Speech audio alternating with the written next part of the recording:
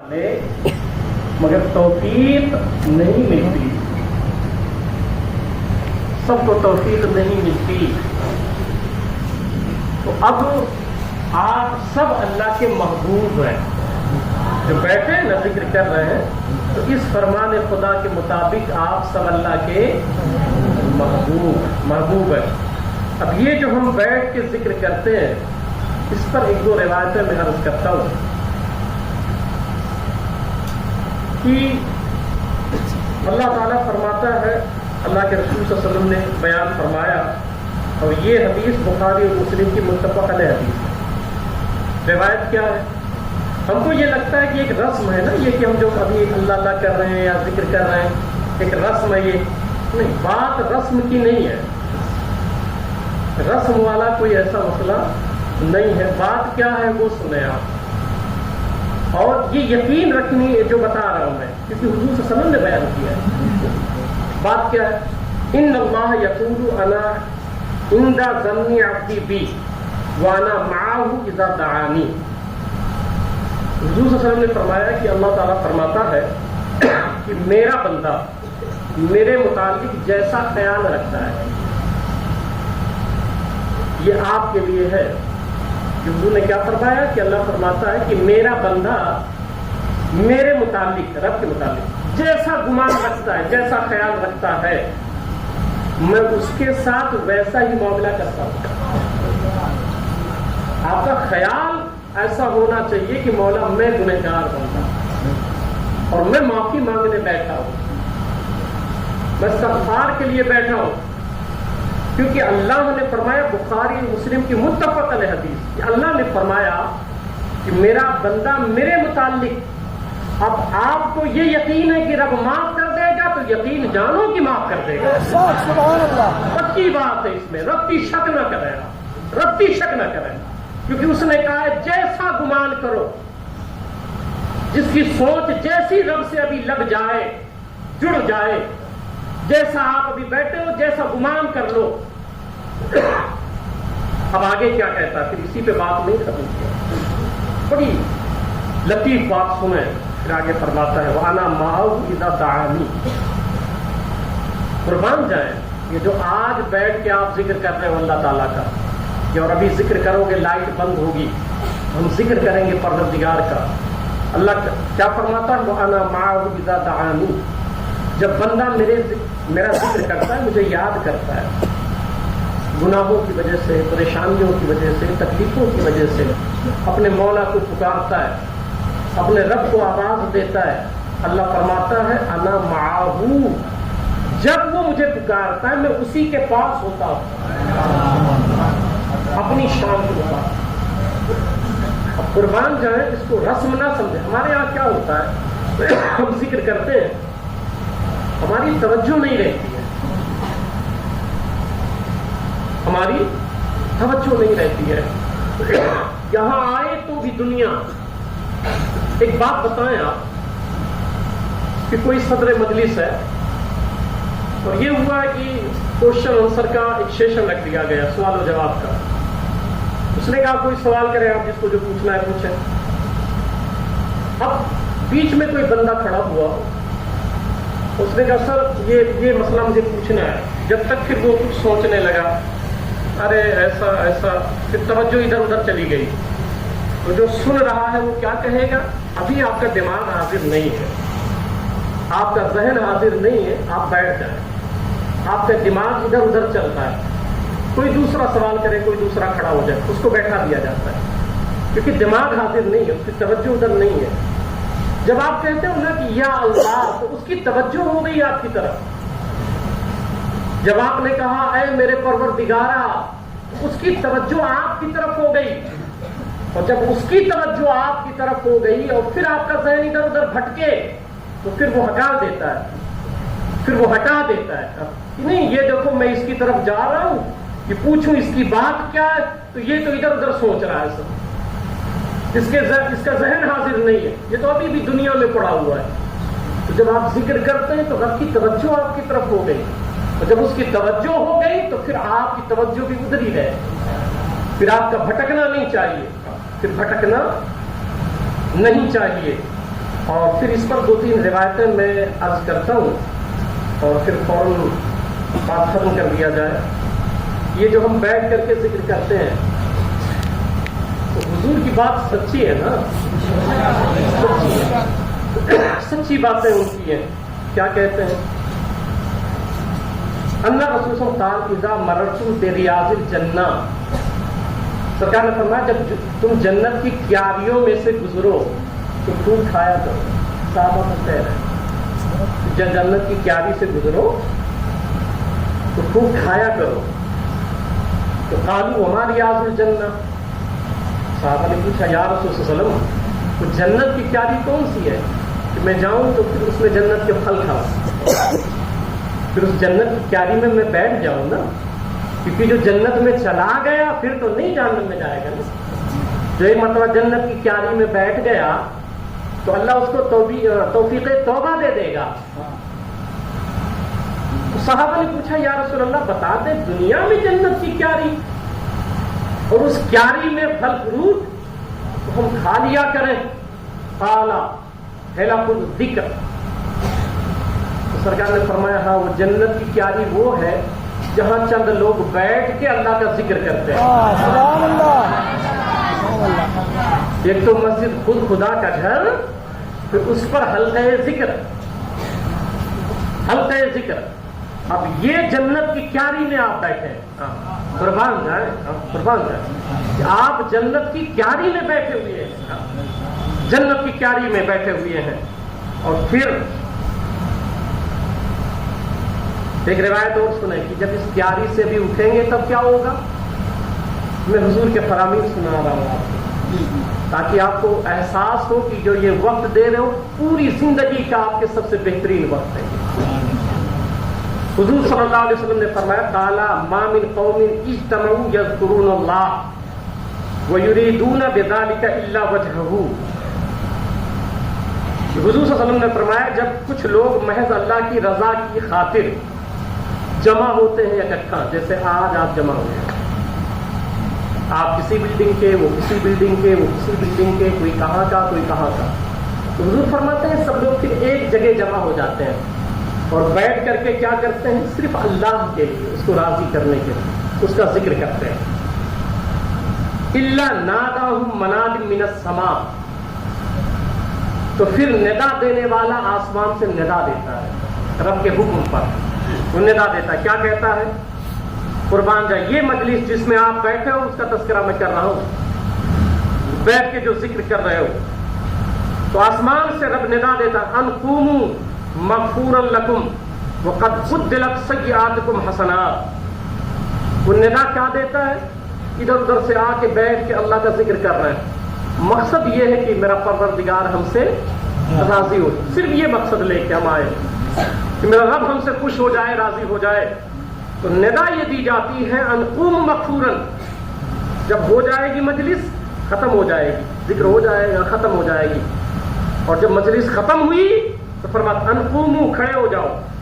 اب یہ رب ندا دیتا ہے, ہمیں سنائی نہیں دیتا, مگر حضور کا فرمان ہے وہ ندا دیتا ہے. اب کیا ندا دیتا؟ ان قوموا کھڑے ہو جاؤ. کیوں؟ مغفور لہم, جتنے تھے سب کو اللہ نے بخش دیا. سبحان اللہ, سبحان اللہ. یہ ہے اس مجلس کی اہمیت. وہ رب ندا دیتا ہے, کہہ تو میں نے سب کو بخش دیا ہے.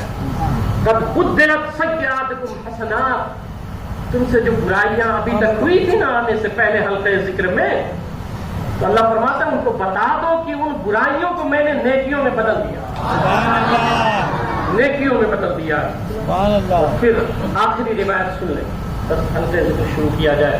میں اس کی اہمیت اس لیے بتا رہا ہوں کہ آیا کیا ہے, کیونکہ کب موت آ جائے کچھ پتا نہیں ہے. قال رسول اللہ صلی اللہ علیہ وسلم لیبعثن اللہ اقواما یوم القیامۃ فی وجوہہم النور علی منابر اللؤلؤ یقبضهم الناس لیسوا بانبیاء ولا شہداء. میدان محشر ہوگا, نفسی نفسی کا عالم ہوگا, مگر ایک جماعت ایسی رہے گی قیامت کے دن کہ ان کے چہرے نورانی ہوں گے, ان کے چہرے روشن ہوں گے, منور ہوں گے. اور پھر ان کے لیے علی منابر اللؤلؤی، وہ لوگ لولو جو ہے اس کے ممبروں پہ بیٹھے ہوں گے عرش کے نیچے. جب سب پریشان ہوں گے تو ان کے چہرے نور والے ہوں گے اور وہ لولو کے ممبروں پہ بیٹھے ہوں گے. یغبطہم الناس لیسوا بانبیاء ولا شہداء، نہ وہ نبیوں کی جماعت ہوگی نہ شہداء کی جماعت ہوگی. اب یہاں ایک اشکال آتا ہے، وہ بھی عرض کر دوں. پھر کوئی یہ سوچ سکتا ہے کہ وہ صحابہ ہوں گے. نہیں، صحابہ شان والے تو ہے ہی ہیں، اس میں تو کوئی شک ہی نہیں ہے. اگر یہاں صحابہ مراد ہوتے تو حضور سامنے بول رہے ہیں تو کہتے تمہاری شان ہی ہوگی، تمہاری شان یہاں ہوگی، مگر نہیں، وہ شان والے ہی ہیں. جب حضور نے یہ بات کی نا تو قالا فجثا اعرابی علی رکبتیہ، تو اعرابی تھے دیہات کے رہنے والے، وہ گھٹنوں پہ بیٹھ گئے. فقال یا رسول اللہ الہم لنا نعرفہم، حضور بتا دیں وہ کون لوگ ہوں گے جن کے چہرے منور ہوں گے، لولو کے ممبروں پہ بیٹھے ہوں گے. تو اب حضور صلی اللہ علیہ وسلم نے جو لفظ کہا ہے وہ سنیں. سرکار فرماتے ہیں قال هم المتحابون فی اللہ من قبائل شتى وبلاد شتى یجتمعون علی ذکر اللہ یذکرونہ، وہ لوگ ہوں گے جو بہت دور دور سے، الگ الگ قبیلے کے، الگ الگ خاندان کے، الگ الگ جگہ کے ہوں گے، مگر وہ سب ایک جگہ آ کے بیٹھ کے اللہ کا ذکر کریں گے، اپنے پروردگار کو یاد کریں گے. ذکر یذکرونہ، اس کا ذکر کریں گے، اللہ اللہ کریں گے. یہ وہ لوگ ہوں گے جن کے چہرے منور ہوں گے محشر میں، جن کو ممبروں پر بیٹھایا جائے گا. تو یہ ہے اس محفل کی فضیلت جو میں نے عرض کی. اس لیے خوش نصیب ہیں ہم لوگ کہ ہم سے جو ہے ہمیں بیٹھا لیا، اس نے ہمیں بیٹھا لیا. اب اس مجلس کا مقصد یہ ہے کہ رونا اور رلانا، مقصد اس کا، کیونکہ میں نے بتایا نا کہ اللہ رونے پہ بڑا ترس آتا ہے، اس کو بہت ترس آتا ہے. اور پھر حضور صلی اللہ علیہ وسلم کا رونے کا حال کیا تھا؟ صحابی فرماتے ہیں کہ رأیت رسول اللہ صلی اللہ علیہ وسلم یصلی وفی صدرہ عزیز کعزیز المرجع من البکا، کہ حضور صلی اللہ علیہ وسلم نماز پڑھ رہے تھے اور آپ کے سینے اقدس سے، سینے سے رونے کی وجہ سے ایسا جوش اور ابال محسوس ہوتا تھا کہ جیسے دیگ پہ کوئی ہنڈیا پکڑ. میرے آقا اس طرح روتے تھے، اس طرح روتے تھے میرے آقا تاجدار کائنات صلی اللہ علیہ وسلم. ایک آدمی نے عرض کیا یا رسول اللہ بما اتقی النار، میں دوزخ سے کیسے بچ سکتا ہوں؟ عزیزو یہ وہ نسخہ ہے جو میں تم کو دینا چاہتا ہوں کہ دوزخ سے بچا کیسے جائے. آپ کے گناہ اتنے بڑے نہیں ہیں جتنا بڑا اس کا کرم ہے، جتنی بڑی اس کی رحمت ہے، اس کا فضل ہے. آپ کو کیا لگتا ہے کہ آپ ایسے بخش دیے جاؤ گے؟ ایک موقع پہ حضور صلی اللہ علیہ وسلم کہہ رہے تھے صحابہ کو کہ جب تک رب کا فضل ہوگا کوئی معاف نہیں کیا جائے گا، جب تک رب کا فضل نہ ہو. صحابہ نے پوچھا سرکار آپ بھی؟ تو کہا ہاں میں بھی. فرمایا میں بھی. تو صحابی نے عرض کیا یا رسول اللہ صلی اللہ علیہ وسلم میں چاہتا ہوں دوزخ سے بچ جاؤں، جہنم کی آگ میں نہ ڈالا جاؤں، تو طریقہ بتا دیں. تو میرے آقا نے طریقہ بتایا. فرمایا قال بدموع عینیک، کہا تو اپنی آنکھ کو جو نا آنسوؤں سے بھگویا کیا کر، ہمیشہ بھگوئے رکھ، چلتے پھرتے رویا کر، اٹھتے بیٹھتے رویا کر، تنہائیوں میں رویا کر. فإن عینک فقط من خشیت اللہ لا تمسہ النار ابدا. حضور نے یہ طریقہ بتایا جہنم سے بچنے کا. فرمایا جس آنکھ سے آنسو نکل گئے تو اللہ اس پہ جہنم کی آگ ہمیشہ حرام فرما دیتا ہے، ہمیشہ جہنم کی آگ حرام فرما دیتا ہے. کاش کہ آپ سمجھ پاتے اس دنیا کی حقیقت کو. سیدنا ابو بکر صدیق رضی اللہ تعالیٰ عنہ، ہمیں تو احساس نہیں نا ہم تو قبر کے منظر کو بھول گئے، کیا ہوگا دیکھا جائے گا، آپ کر کیا سکتے ہو؟ حضرت سیدنا ابو بکر صدیق رضی اللہ تعالیٰ عنہ نے ایک پرندے کو درخت پر بیٹھے ہوئے دیکھا تو فرمایا، اے پرندے تو بڑا خوش بخت ہے، واللہ کاش میں بھی تیری طرح ہوتا۔ ایسے پاک لوگ، نیک لوگ جب اپنی عاجزی کو دیکھتے تھے اور اپنی زندگی کو دیکھتے تھے تو ابو بکر یہ کہتے کہ تو بڑا خوش بخت ہے، واللہ کاش میں بھی تیری طرح ہوتا، درخت پر بیٹھتا، پھل کھاتا، پھر اڑ جاتا، تجھ پر کوئی حساب و عذاب نہیں، خدا کی قسم کاش میں کسی راستے کے کنارے پہ کوئی درخت بن گیا ہوتا۔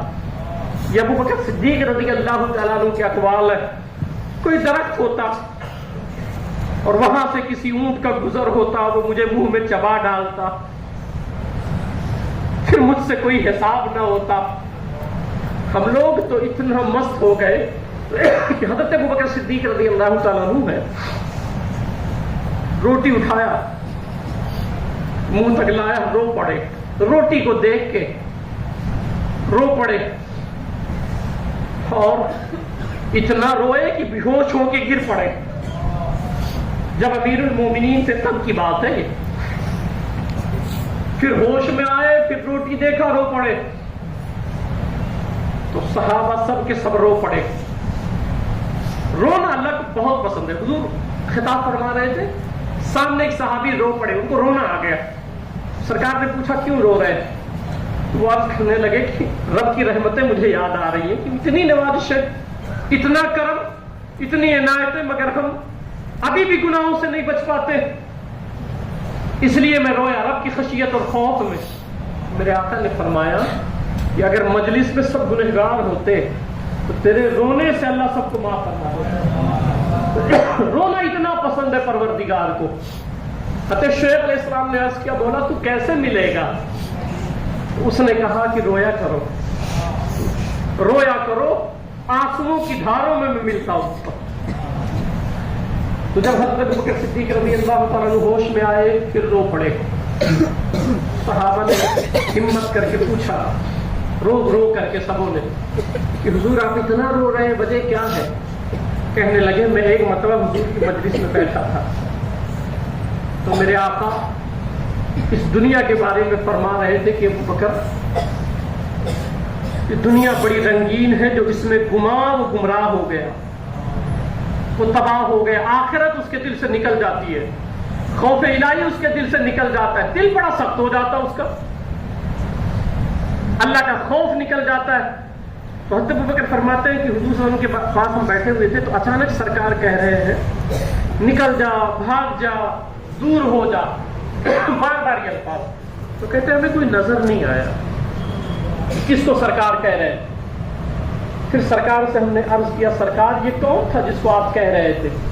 تو میرے آقا نے فرمایا، دنیا تھی جو میرے پاس آئی تھی، مجھ سے لپٹنا چاہتی تھی، تو میں نے کہا نکل جا، ہٹ جا، یہاں سے دور ہو جا۔ پھر اس نے دور جا کے، مجھ سے تھوڑی دور پہ جا کے دنیا نے کہا، آپ تو بچ گئے مگر آپ کے بعد آنے والے بچ نہیں پائیں گے، وہ دنیا میں مستغرق ہو جائیں گے۔ تو میں نے آج یہ روٹی دیکھا نا کہ حضور تین دن تک ہو جاتا تھا، روٹی کا ایک نوالا گلے میں نہیں اترتا تھا حضور کے۔ تو پھر حضور کی وہ مجلس یاد آئی، میں نے روایت پڑھی، مجھے رونا آیا۔ ہم لوگ اتنی عیش و عشرت والی زندگی گزار رہے ہیں نا۔ حضور صلی اللہ علیہ وسلم بیٹھے تھے، ایک صحابی نے دعوت دی تو سرکار نے فرمایا میری بیٹی کو بھی بلا لو، فاطمہ کو بھی بلا لو۔ تو انہوں نے کہا کہ ہاں ٹھیک ہے، وہ بھی آ جائے۔ سرکار مجلس میں گئے، فاطمہ کو تاخیر ہوئی، سرکار نے کہا فاطمہ کو بلاؤ، وہ آئی۔ آپ کی بیٹیاں فاطمہ سے بھی افضل ہیں۔ اپنی زندگی میں دنیا کو کم کرو، آخرت کی کتنا جیو گے آپ، اور کتنی زندگی بچی ہے آپ کی۔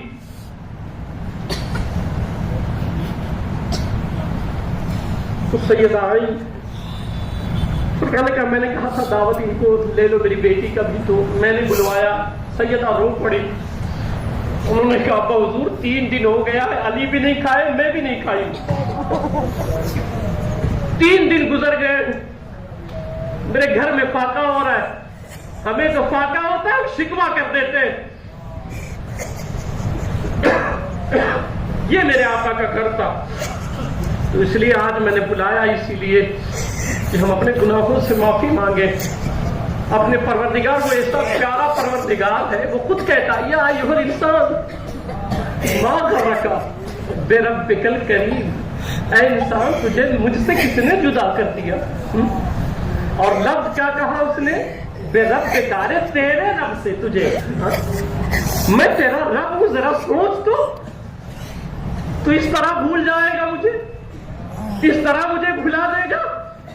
दुनिया मैंने बनाई, उसमें इतना मोह हो गया तू अपने करीम रब को कैसे भूल सकता है। जरा सोच कि मैंने तुझे पैदा किया है, इतना खूबसूरत चेहरा बनाया है, जिस्म दिया है, और तू मुझे ही भूल गया। मत भूला, आ जा मेरे दरबार में। आज मैंने अपने गुनाहों को आप याद करें, और रब से भागे हुए हो आप लोग, अज़ाबे कब्र से भागे हुए हो आप, आज आए हो अपने गुनाहों को याद करो। एक दिन रब के सामने यही चेहरा जो लेके चेहरा आज बैठे हो, यही चेहरा रब के सामने खड़ा होना है लेकर के। हम अपनी माँ को हिसाब नहीं दे पाएंगे, अपने गुनाहों का हिसाब अपने बाप को नहीं दे पाएंगे शर्मिंदगी की वजह से। मेरे गुनाह अगर मेरी माँ को पता चल जाए ना, तो हम सामना माँ का नहीं कर सकते। मेरे दोस्त को पता चल जाए ना, दोस्त का सामना नहीं कर सकते। रब को नहीं पता है तुम्हारे गुनाह क्या क्या है, रब को नहीं पता है तुमने काली रातों में क्या क्या किया है।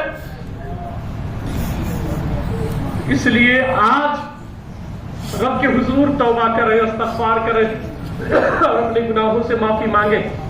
तो मेरा रब इतना करीब रब है कि शैतान ने कहा कि मैं बहकाऊंगा तेरे बंदों को, मैं बहकाऊंगा। तो मेरे करीम रब ने आप पर यह एहसान किया है। रब ने फरमाया ठीक है तू बहकाएगा, मगर वो मेरे गुनहगार बंदे अगर जिस दिन उनको समझ आ गया और नादिम हो गए, शर्मिंदा हो गए कि मैं पापी गुनहगार हूं, और एक लम्हा उन्होंने रो के मुझे याद कर लिया, तो उनके आंसुओं की वजह से मैं ये नहीं देखूंगा कितना बड़ा पापी है वो, कितना बड़ा गुनाहगार है वो, मैं ये नहीं देखूंगा। बस उनकी तवज्जो मेरी तरफ हो गई, वो नादिम हो गए कि मेरे परवरदिगारा हमसे गुनाह हुए, मेरे करीम रब हम तुझे भूल बैठे थे, आज समझ आई तेरे सिवा मेरा कोई नहीं है, तू ही कब्र में राहत देने वाला है, तू ही हमें बख्शने वाला है। जिस दिन उनको यह एहसास हो गया और मुझसे सच्ची तौबा कर लिए, तो अल्लाह फरमाता है शैतान तू बहकाएगा, मैं उन्हें माफ कर दूंगा, माफ कर दूंगा। आज ये मजलिस है जिसमें हम और आप जो है